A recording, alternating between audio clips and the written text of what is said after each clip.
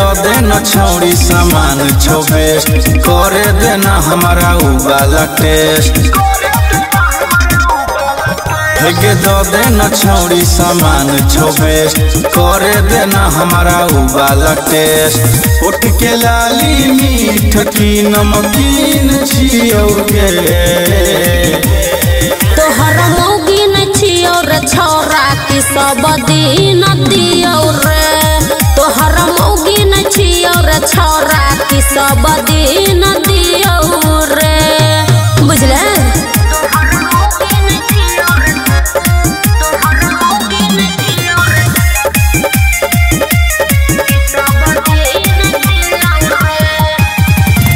कितना दिन से छोरा तोरा से छियो परेशान रे मांगत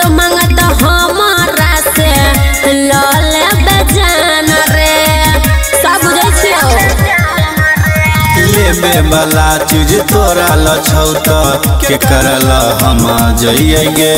हम परेशान तोरा बिन छियोगे सुने तोहर मौगिन छियो रे छौरा की सब दिन दियो रे तोहर मौगिन छियो रे छौरा की सब दिन दियो रे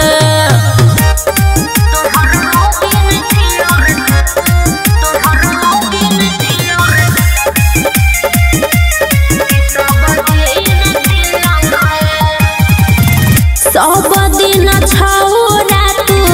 हमारा बोलाबै छे लल के मजा हमरो खूब तोर पबै छे की रे सब बुझै छियो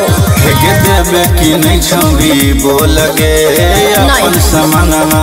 खोल गे ना खोलबो मन पूरा भैया के मन रंगीन छियोगे तोहर मौगिन छियो रे छौरा की सब दिन